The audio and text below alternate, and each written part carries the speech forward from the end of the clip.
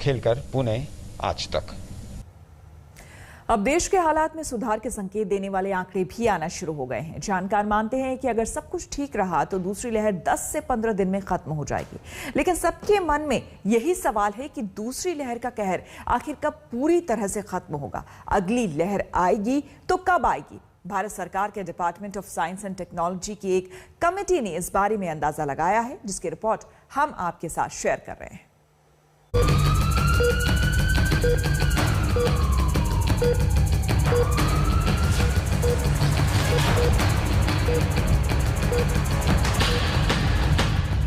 देश में कोरोना की दूसरी लहर का डाउनफॉल शुरू हो चुका है, लेकिन कोरोना की दूसरी लहर को खत्म होने में अभी भी कम से कम 2 महीने लगेंगे।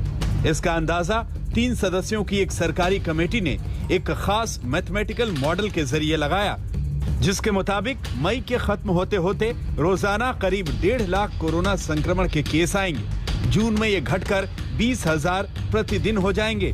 जुलाई 2021 में कोरोना की दूसरी लहर खत्म हो जाएगी। May end 1.5 lakhs, so thereabouts. June end 20,000 or so. So by June end, you're saying there are going to be 20,000 or so new cases in India, in all states essentially. So it's going to be the complete decline of the second wave, so to speak? That's right. So by June end, by the time month of July comes, we expect that the second wave should be really on its way out. वैज्ञानिकों ने ये जानकारी भी दी है कि किन राज्यों में कोरोना संक्रमण का पीक आ चुका है। कमेटी के मुताबिक महाराष्ट्र, उत्तर प्रदेश, कर्नाटक, मध्य प्रदेश, झारखंड, राजस्थान, केरल, सिक्किम, उत्तराखंड, गुजरात, हरियाणा के अलावा दिल्ली और गोवा में भी कोरोना संक्रमण का पीक आ चुका है। यानी ये वो राज्य हैं जहां अब कोरोना केस अपनी अधिकतम सीमा छू चुके हैं और कम होना शुरू हो चुके हैं। महाराष्ट्र, केरला, राजस्थान, यूपी, गुजरात और छत्तीसगढ़ में एक continue trend towards decrease in active cases भी नोट किया जा रहा है। दिल्ली जैसे हम आप लोगों की दृष्टि में लाना चाहेंगे, वह वीकली पॉजिटिविटी 25% से घटकर अब 13.6% हो गई है। मध्य प्रदेश 24.2 से 15.2% हो गई है।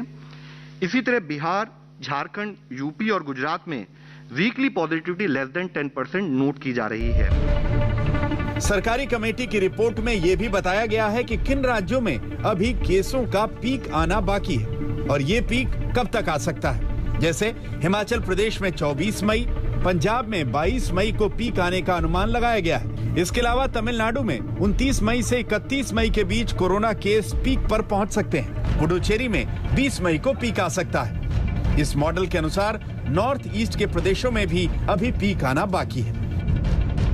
So these states, of course, started climbing up very, very late. Also, there was a long period of time when they were really there was no impact of the second wave there.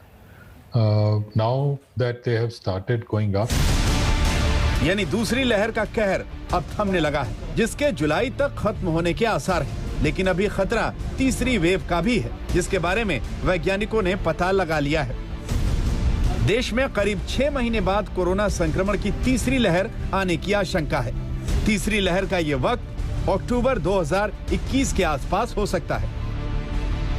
हालांकि राहत भरी खबर यह है कि corona की तीसरी लहर से ज्यादातर लोगों पर असर नहीं पड़ेगा। वैज्ञानिकों ने इसकी वजह भी बताई।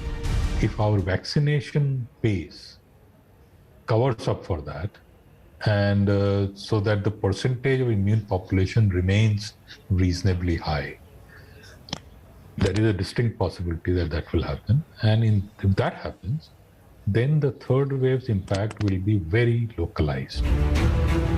ये सारे अंदाजे जिस मॉडल पर आधारित हैं, उसे सूत्रा मॉडल कहा जाता है। ये मॉडल उपलब्ध आंकड़ों के आधार पर कोरोना वायरस संक्रमण को लेकर भविष्यवाणी करता है। एक खास कंप्यूटर प्रोग्राम में आंकड़े डाले जाते हैं, जिसके आधार पर कंप्यूटर देश में कोरोना के बढ़ने की रफ्तार के बारे में बताता है। पिछले साल बनाए गए इस मॉडल को भारत सरकार की नेशनल कोविड-19 सुपर मॉडल कमेटी ने मान्यता दी हुई है। मतलब भारत सरकार भी इस मॉडल के आधार पर ही आगे के हालात का अंदाजा लगाती है। वैज्ञानिकों ने ये मैथमेटिकल कैलकुलेशन सूत्र मॉडल के ऊपर बनाया है। इसके हिसाब से इनका ये मानना है कि कोरोना वायरस की तीसरी लहर अक्टूबर के बाद ही इस देश में आएगी।